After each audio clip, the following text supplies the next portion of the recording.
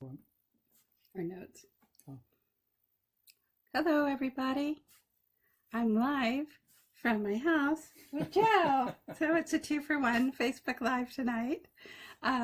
So welcome, and there's a free giveaway with this live. And if you go, I'll put the link in to it. It's just, you just go to the catalog and it's free, but it's a little sort of handout that goes with our training tonight, which is about how do you evaluate learning in yoga. So I'm going to introduce my friend Joe. If you don't know him, Joe Roberson. He's a member of SADHANA. You have your own Facebook group, and what is the name of that? Breathing Community. The Breathing Community. It's the Breathing Community on Facebook. It's a Facebook group. The Facebook group, the Breathing Community. Join it. Joe and I have known each other at least 15 years.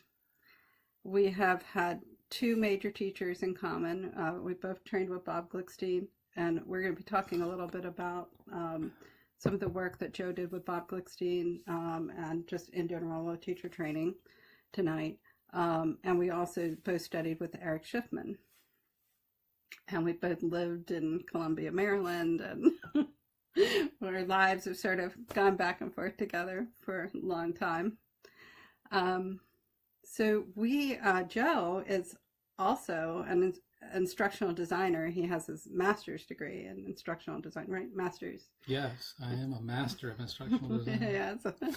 And I work professionally as an instructional designer, even though I don't totally know what I'm doing. But you don't have a master's in instructional design. But I have a master's in engineering. But you get paid for it. And so we wanted to talk about this question that has come up so often in the yoga world, which is how do you really assess somebody's learning in yoga? It's a huge question. I've seen so many times. How can we judge whether somebody is knowledgeable in yoga? And especially in yoga teacher training. Mm-hmm. How do you evaluate whether a teacher is ready to teach or not? Absolutely. So, Joe, I want you to tell us a little bit about your background with yoga teacher training. You, first of all, obviously are a yoga teacher and graduate of several systems. We started really before the Alliance became a big force in the yoga world, studying yoga. You've been studying yoga 40 years.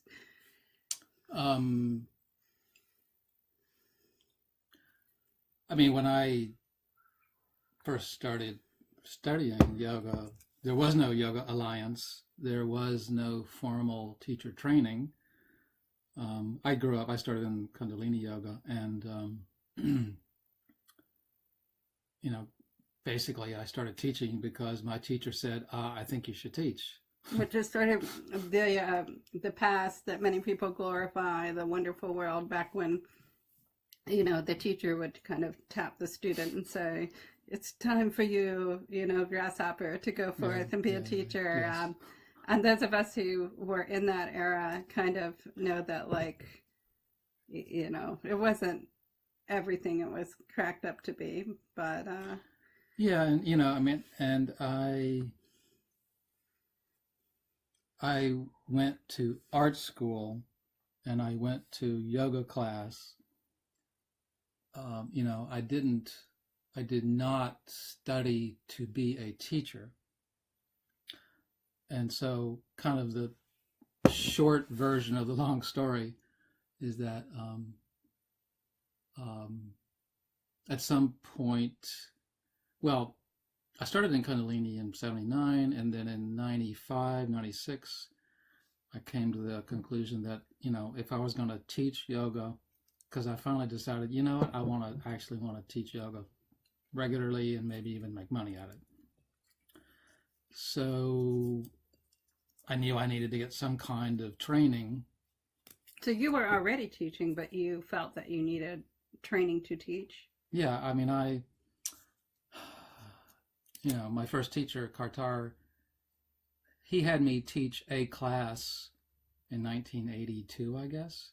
But it wasn't until 92 that I started teaching a regular class. and I had no training whatsoever in how to teach. And so after 3 years of teaching, one class a week or something, I wanted to do more, and that's when I decided that, maybe I should get some teacher training, if for no other reason, because I don't know, just my social anxiety compounded by the fact that I had no training whatsoever in how to teach.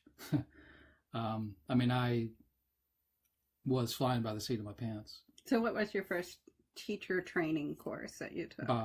Bob Glickstein. So we studied at different times with Bob Glickstein. You actually started before me. You studied with him, and then you had moved away during the time that I was studying at Bob's studio, I believe. We never were in class together. Yeah.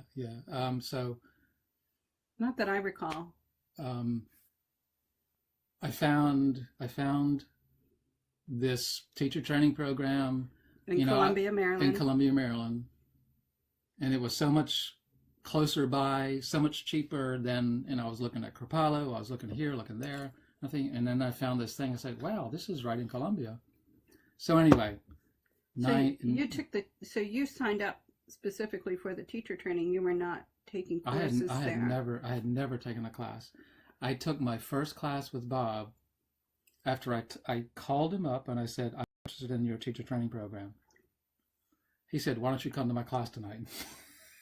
It was a level 2-3 class. Okay. And I had never How did that go? I had never done a younger So Bob yoga. is quite acrobatic. He was, almost like a Cirque du Soleil freak. And in fact, I'm still friends with him on Facebook.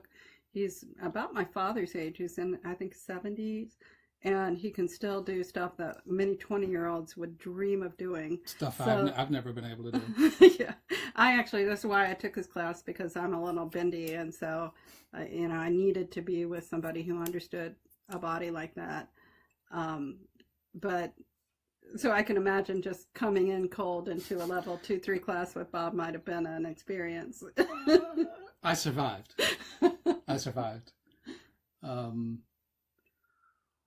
And that's how, and so I signed up and I did the 6-month training in 96.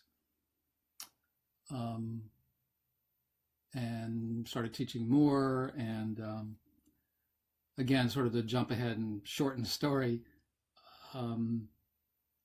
I returned to the yoga center in 2009, I guess it was. Mm-hmm. After I had taken my teacher training. After you were taking your training. I returned to teach full time at the yoga center. And I took the teacher training that Bob Glickstein and his partner in business, Moses Brown, had designed. I studied with both of them. They were both excellent teachers. The training was basically 40 yoga postures, really broken down and in depth. At the time, I was a very advanced student. I was in level 3-4 classes. I was pretty much already learning all of the things that he had taught and that they taught in this training program. I did not learn any yoga philosophy at all.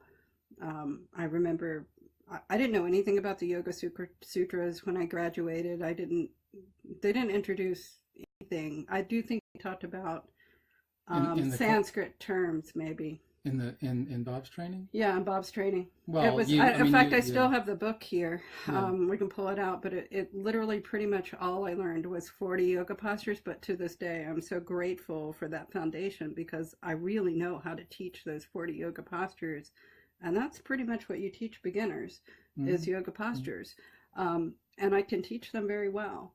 But I remember being extremely disappointed when I walked out because I had thought somebody was really going to open the door to the secrets of yoga, and instead it was sort of what I was already learning as an advanced student. So now let's talk a little bit about, what happened after you became a teacher. You started teaching. You started becoming a teacher trainer. Well, it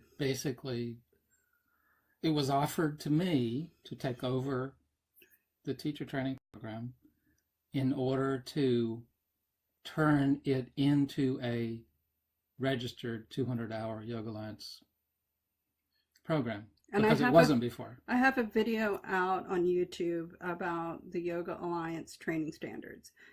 So we're not going to go through all of that, but it shows what those standards are. And what happened is, at the time I took the course, at the time Joe took the course, it was not Yoga Alliance approved. That wasn't really actually a big thing in teacher training world at the time. But as it started to become more important, Joe was now tasked with making sure that this training now met the new standards that were emerging from the Yoga Alliance. Right. So I had to take what was already existing, which was a very solid foundation in asana. You know, I mean, I had a great foundation level to build on top of. And, you know, the good thing about the Yoga Alliance guidelines is that it does give you something to design to, you know, this many hours in anatomy, this many hours in philosophy.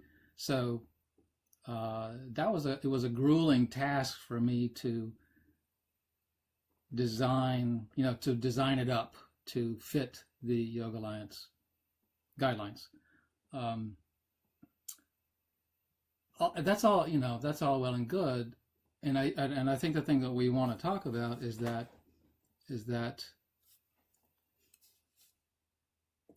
the content that Yoga Alliance requires is a good base. What is really missing, a glaring missing, is how to evaluate whether your students in teacher training are actually learning it, and how do you know if they are ready to teach. Oh, you just said that magic thing. Can you say that again?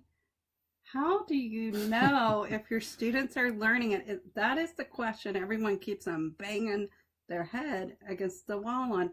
Joe, as an instructional designer, how do I know if a student is learning something? Oh, wait a minute. We need to renegotiate. If I'm going to answer that question. No. So, you know, well, Short answer is that you cannot measure learning. Right. You can't measure learning. You cannot measure learning. What you can measure is a behavior that demonstrates that learning has happened. You can only measure a behavior, something a person does or says or writes down.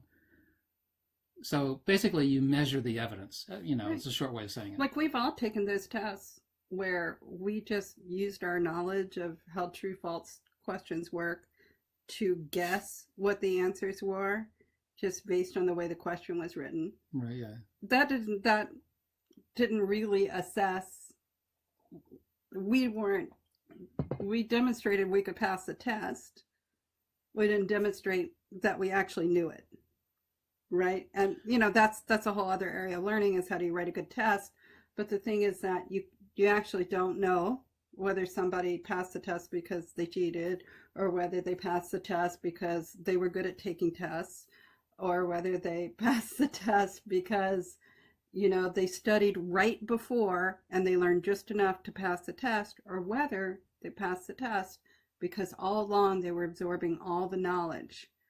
You just, you know, you don't know really what somebody is learning, but you can assess, are they performing the actions that indicate that they are learning? Yeah, you know, when I designed the teacher training program, and all those years that I presented that teacher training program at Columbia, I mean, I think I did a pretty good job, and, you know, I have lots of former students to back that up, but it is also true that I was flying by the seat of my pants, and that especially when it comes to this kind of designing the teacher parts, the parts about how you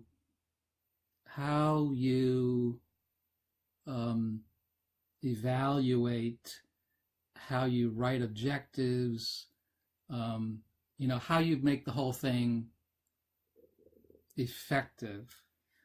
So anyway, that's why I went and got my master's in instructional design, is because I realized, I can't go any further with this unless I kind of go back and get this foundational structure. Learn what teachers know about teaching. Yeah. Yes. Which is what that handout is, putting the teaching and yoga teaching. And one of the problems I think that people have who try to assess learning in yoga is that we're assessing a physical skill. Largely, of course we can, when we talk about teacher training, it's easy to imagine that test that you could have that would measure, did they really study the Yoga Sutras? Did they really learn Sanskrit? But it's harder for us to imagine, how do we assess whether they really know how to do the yoga poses? How do they know how to teach? How can we assess whether they're capable of really teaching the poses safely? And part of that is that we're not as familiar with the tools that are used for assessing physical skill, as well as things like emotional skills. Yeah. So, in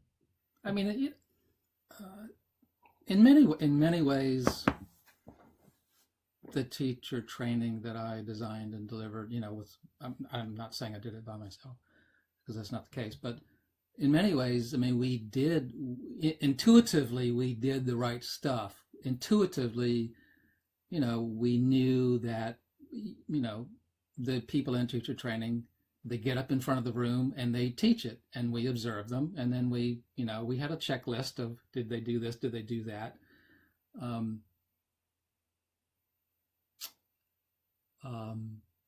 But I think, but there was still a sort of superstructure missing. There was stuff missing that I learned in the instructional design program that certainly have made me a much more, more capable. What were some of those big pieces that were missing from the teacher training that you had designed to meet, when you were sort of upgrading the teacher training from what we took into the 200-hour Yoga Alliance, and you were leading that training? Now that you're an instructional designer, what were those sort of big pieces, those big, tools, insights and tools that were missing that would have helped you back then? Well, certainly the 9 events of learning. Which is in that toolbox. Yeah. Gagne's 9 events of learning is a template. It's a template. It's a template that you can follow of the steps. Basically, it's been identified as, if you want a person to learn X, follow this sequence. And this is proven, proven that if you follow these steps with feedback, guided practice, those steps, that is the most effective way to have it move from short-term memory into long-term memory. And it's just a really simple little checklist. It's 9 steps, and I literally have it just 1/3 of the page. Doesn't spell out. It's these very simple steps that identify what is learning. I learned about them in my group. We had a big conversation because we were trying to make things that were more entertaining in my training group. And it got to be a question is, are we doing learning or are we doing marketing? And one of the professional instructional designers said, we need to go back to Gagne's 9 events of instruction. And I was like, what's that? That's so cool. I've been doing this for 2 years. I did not know about that. Now I have them posted at my desk, as you saw today. And one of the big things that was a big insight to me that's on there is assessment. And I think that that's something that is so often missing from training programs. And I realized there's ways you can assess people that aren't a test, like a written test. And I think we get a little hung up on thinking assessment has to be like a performance or a test. Mm-hmm. Teachers assess students all the time just by observing, that they can have a goal for the class that the students aren't even quite aware of. And just by observing how students are engaging with them, they can choose whether they're going to continue, are people learning it? Do I continue and do I now teach more advanced material, or am I assessing just by observing what's happening in the class? These people aren't quite there yet. I maybe need to stay with what I'm doing or go back a step. You can assess assess doesn't always have to be a test. Yeah, so there are two things in what you're saying. Number one is about domains of learning, but the other one is about that the assessment, the testing, however it is that you're evaluating, should take place in the same domain as the testing should take place in the same domain as the content is. In simple words, what do you mean a domain? What's okay. A domain? Usually when we talk about a test, we think of automatically a written test.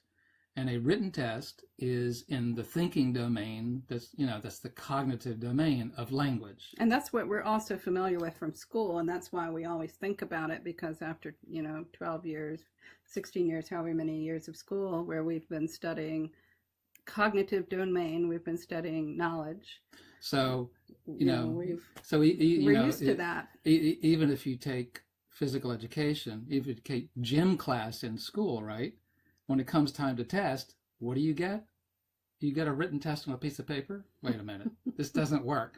So what I mean by the agreement is that if you're studying a physical skill, like yoga asana, then the test, the evaluation, should be for the student to perform that physical skill, and not a written test about the Right. physical skill. And there's other areas where, for example, ballet or karate, where people do these tests and they test, and it's actually all been studied.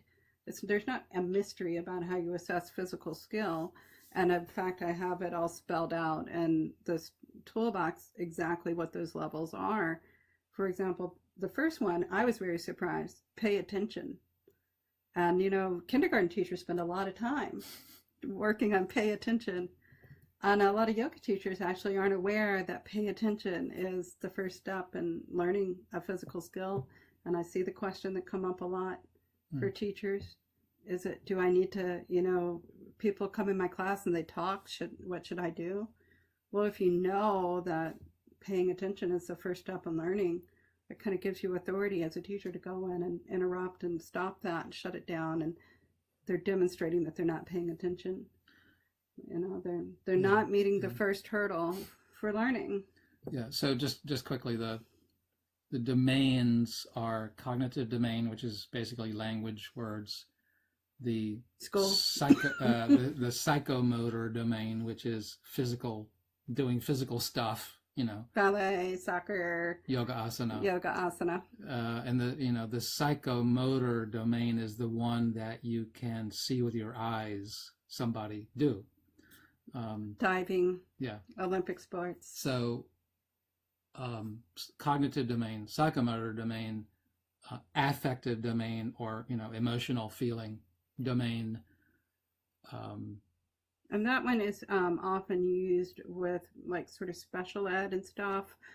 Some of those tools were designed for people who work with people who have special needs, and you need to know, well, how do I know if somebody's learning about things like getting into my personal space? That's a skill that people work on. That's an effective skill. You can't take a test for that, but it's actually a skill that people like special ed teachers work on with their students, and they write goals for their students to do, but Joe's Yeah. going to learn how to, stay out of my personal space. Well, okay. Actually, to clarify, my professor, he said this is not in the official book, but he said he said I checked out with, I forget who was the arbiter, but anyway, he said what you're talking about is interpersonal domain. Oh, interpersonal. I didn't know about that. That's a Interpersonal new domain, one. yeah, not affective. Affective is intrapersonal. Oh, very interesting. Affective domain means learning how to manage your own feelings and emotions. So it's emotional skills. Emotional regulation. Whereas interpersonal is how you act. So there's even another domain besides the affective, psychomotor, cognitive. Affective, and I actually added another one in, not really another domain. It's really part of the affective, but I added in some on that handout, some tools for assessing spiritual learning activities. And yeah, actually, this is one that I would be really interested to hear what you out in Facebook land. What do you think is the spiritual domain? Like, because I still wrestle with, okay, when I use the word spiritual, what do you, what do you, I think it's just not defined well enough for me to talk about it, because I don't know what other people understand. I don't know what they think I mean by the word spiritual. And you know what? You teed me up so well. So that will be my Facebook call next week. I'll explain it to you, Joe, next week. We'll talk about it. I'll present this information. Do I have to wait a whole week? And yeah, you'll have to wait a week to find out. Okay. Thank you so much. It was amazing. I hope everybody liked it. I hope that this recorded, because I didn't see anyone come in, which is a little unusual. But okay, bye.